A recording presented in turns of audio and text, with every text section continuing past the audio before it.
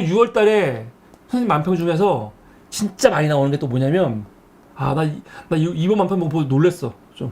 뭐냐면, 우리가 지난달에도 전교조 5월 달에 나왔잖아요. 그래서 전교조 정부가 또 굉장히 뭐 핍박하는 장면 많이 나오잖아요. 또 이 학부모하고 교사들하고 싸움 시키고 이것도 사실 그런 장면이에요. 전교조 그 직원노조 지부 결석하는 거 학부형 같이 딱 이용해가지고 팔목 잡고 있잖아요. 이렇게 학부모 다 끊어가지고 자기표 만들어가지고 지금 쟤네들이 사상교육 시킨다.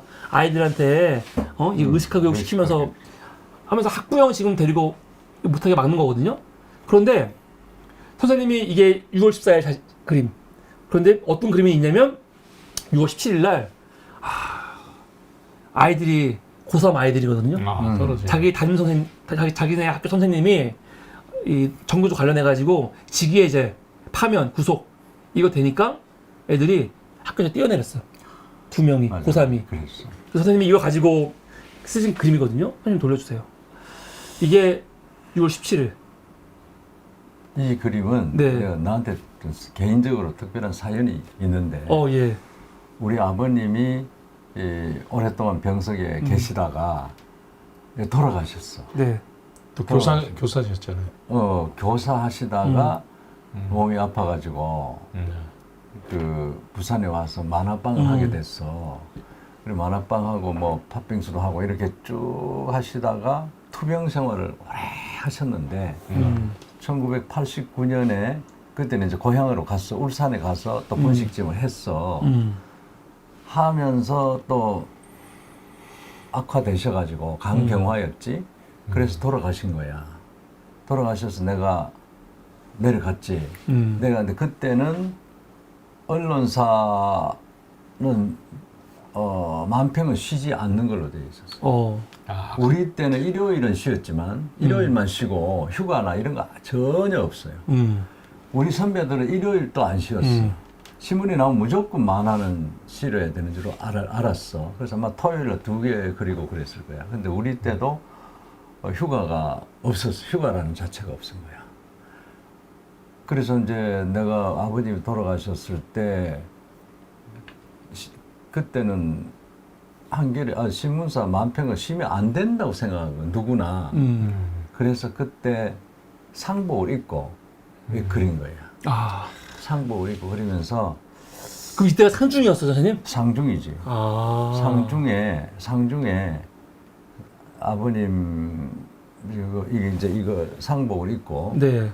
이거 그린 거야. 그리면서 내가 마음속으로 이런 결의가 생기더라고. 이렇게 상복을 입고도 시산 만화를 그리는 이런 행태는 날로서 끝났으면 좋겠다. 우리 후배들은 절대 이런 일은 있으면 안 된다. 그리고 나서 김어로 씨하고 나하고 조금씩 싸웠어. 1년에 처음에 휴가 이틀을 달라. 미리 걸어놓고 그 다음에 나흘을 달라. 그 다음에 일주일을 달라. 이렇게 했는데 뭐 휴가 나고 쉽니다 해도 독자들이 항의하는 사람 아무도 없어.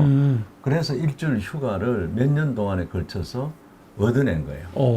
근데 이때는 부모 상이면 그 뒤로는 사흘 쉽니다 이러면 되거든.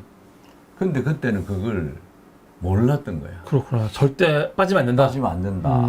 그래서 내가 이걸 그리고 이걸 팩스로 해가지고 이렇게 이제 보냈던 거지. 근데 이 그림이 그게 겹쳐서 그 비극과 나의 그 개인적인 아픔이 이제 같이 섞여져 있는 그림. 근데 이거와 관련해갖고도 참 제가 언론들의 그 보도 행태를 보고 놀랐어요. 언론 교육이 진짜 중요하고 조선일보는 진짜 고쳐지지 않는구나. 왜냐면 80년대 광주 학살 관련된 조선일보의 가짜뉴스라든가 선동 있잖아. 똑같이 나타나는 거예요. 이게 뭐냐면은 예를 들어서 6월 14일 기사거든요. 교육 현장이 무너지고 있다. 학생, 학부모 갈등이 확산되고 있다면서 여기 보면은 교구세 2명이 그 투신했다는 거잖아요. 중경상 죽지는 않았어요. 중경상. 이 관련된 이 기사가 중요한데 여기가 어디냐면 구로고등학교. 구로고등학교의 구창모 교장인데 3학년 5반 교실에서 당시 총학생회장이었던 유호철 군, 그리고 총무부 부장이었던 서윤석 군, 두 사람이 직위해제된 학교 자기네 교사가 있어요. 양달섭이라고 32살의 역사 선생님이 징계를 받으니까 이거와 관련해 가지고 농성을 벌였어요. 고등학생들이. 나 이거 좀 대단한 것 같아. 그래. 지금으로서 상상할 수 없는 거 아니에요? 맞아. 교육청에서 중학생들이 뭐 4.19 때 나왔어. 야, 그러니까 야, 이게 지금으로서는 지금 애들이 이거 보면은 이런 행동이 옳고 그름을 떠나가지고 당시 학생들이 얼마나 주도적으로 자기들의 목소리를 이야기했는지 알 수 있는 거예요. 근데 이제 이런 거를 언론들은 교사들이 선동했다. 그렇게 보도를 하는 거지. 근데 그 당시에 이렇게 고등학생들이 직접 했다고 해요, 농성을. 근데 농성을 벌이다가 갑자기 유철 군이 허리 골절, 이 투시를 내요. 7m 아래로 투시를 내버려. 그러면서 허리 골절 중상을 입지. 다행인 건 뭐냐면은 두 사람이 떨어질 때 화단으로 떨어졌거든요. 그래가지고 중상은 안 된 거야. 중상은. 그리고 요 아래는 그림 형님이 그리신 거거든요. 근데 이게 6월 17일이에요. 근데 그 이후부터 이거와 관련해갖고 어떤 기사들이 나오냐. 아, 진짜 이런 기사들이 나오는 거예요. 애가 병원에 있을 거 아니에요. 그러니까 교사들이 문명도 가고 격려하는 편지도 쓰고 그래요. 근데 이건 시대상을 좀 해야 돼요. 그 시대하고 지금 시대하고는 이 언어가 좀 달라요. 그때는 진짜 이 87년 유월 항쟁이 얼마 전이었고 군사 정부 시대가 바로 얼마 전이었잖아요. 그리고 노태우도 군사 정부의 후예 아니에요. 군사 정부 당사자지 사실. 그렇지. 당사자지. 그런 시대야. 그런 시대에 교사들이 격려 편지를 쓰는데 어떻게 편지를 쓰냐면 이렇게 쓰는 거예요. 이 학생한테 이게 위대한 결단이었다. 전교조 역사에 기록될 것이다. 뭐 이런 거 쓰는 거지. 근데 이런 걸 가지고 야, 애가 투시를 했는데 투시는 위대한 결단. 전교조 교사들이 마치 자살하는 거를 예찬하고 막 하라고 하는 것처럼 하고 있다. 경향신문 6월 28일 선생님의 투신 예찬. 이게 투신을 예찬하는 겁니까? 투신 예찬이 아니지. 그럼. 근데 이런 식으로 몰아가는 거예요. 그래서 마치 이제 아직은 어찌면 이제 92년도 강기석 씨 유서 대필 사건 가면은 그때 이제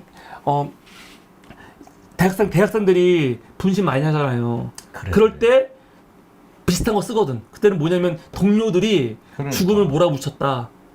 아주 그냥 냉혹한 이 학생 운동권이 갖고 있는 목적을 이루기 위해서 정말 피도 눈물도 없는 자기의 동료를 죽음으로 내모는 정말 나쁜 인간들 몰아가거든. 근데 이것도 전교조를 자기들의 목적을 위해서라면 학생들의 그 죽음까지도 유도하고 막 투신을 예찬하는 그런 그룹이다. 막 그런 식으로 기사가 나와요. 정말 기가 막히죠. 그럼. 기가 막혀. 선생님이 전교조와 관련해가지고 되게 재밌는 만평도 하나 나와요. 이게 6월 22일. 촌지. 전교조 교사가 보지도 않아. 그러니까 두고 보자. 이 작은 교사. 근데 이것도 되게 의미가 있는 게 뭐냐면은 전교조가 89년 5월 달에 만들어지잖아요. 7월 달에 문교부에서 이 뭡니까? 전교조 공문이 나와요. 공문이. 뭐냐면 전교조를 어떻게 감별하는지 그 기준이 나와요. 진짜로. 그 기준을 한겨레가 그때 이 보도해가지고 정리한 게 있어요. 내가 문교부 공문을 찾고 싶었는데 못 찾아가지고 근데 한겨레가 정리한 거 볼까요? 이게 89년도 뭐 가르치고 여기 있어. 89년 7월 달에 신동아에 실린 거예요. 전교조 이 악마 같은 전교조 교사 식별법. 촌지받지 않는 교사. 좋은 교사지. 감히 촌지를 안 받아. 또 학급 문집이나 학급 신문을 내는 교사. 형편이 어려운 학생들과 상담을 많이 하는 교사. 어떻게 이런 짓을 해요? 정말 반성해야 돼. 왜 형편이 어려운 학생들과 상담을 많이 해. 그리고 신문반, 민속반 등의 특활반을 이끄는 교사.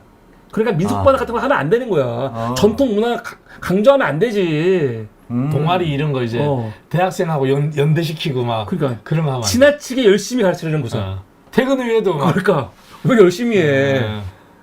반 학생들에게 자율성, 창의성 높이려는 교사.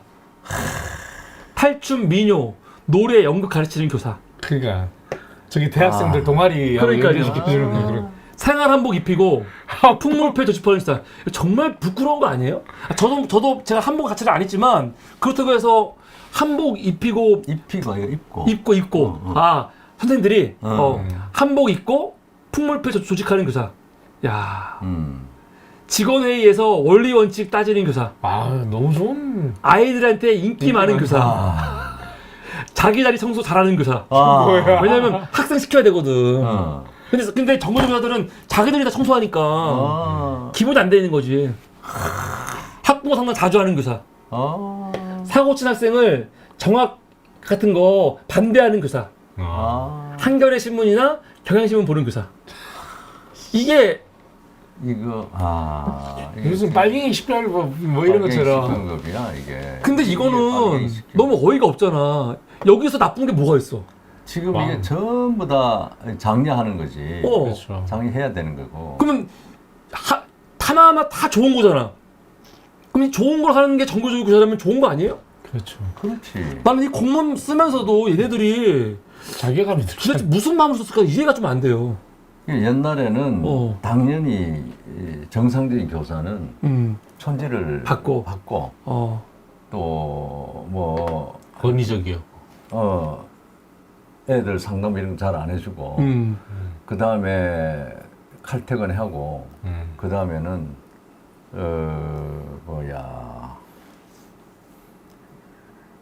또 어딘가 좋은 구타도 하고 구타도 하고 그다음에 좋은 학군으로 가려고 애쓰는 교사들 이런 게 이제 정상적인 교사들. 정상적인 지금 이런 교사는 이상한 교사인 거야. 그러니까요. 이상한 교사인 거야. 새로 나온 교사야. 지금 그래서 내가 이런 일이 있었어요. 내가 미술 시간에 네. 그 목각을 한번 하자. 네.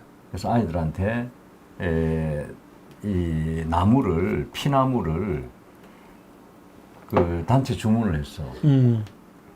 애들한테 돈을 걷어가지고 줬지. 문방구한테. 문방구가 아니고 그 피나무 거기. 목조 목각하는 그 재료를 공급하는 그런 그 회사가 있는 거야. 네. 그래서 아름아름을 알아가지고 거기 했더니 거기서 이제 트럭으로 싣고 와서 아이들한테 하나씩 나눠줬어. 나눠주고 그걸로 뭐 그릇도 파고 고양이도 파고 막 그런 걸 했어.